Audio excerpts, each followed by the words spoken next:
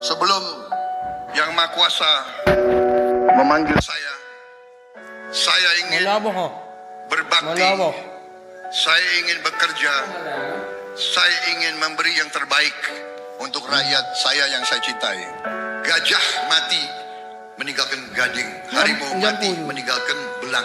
Kalau nanti saya dipanggil oleh Yang Maha Kuasa, yang saya ingin tinggalkan adalah nama baik.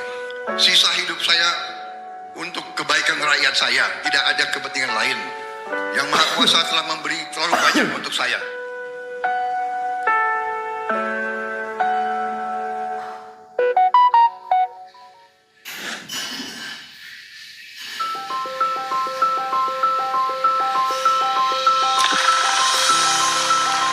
Hari ini kita merayakan hari lahir seorang pemimpin besar bangsa, sosok yang seluruh hidupnya diabdikan untuk Indonesia, yaitu Presiden Republik Indonesia, Bapak Prabowo Subianto.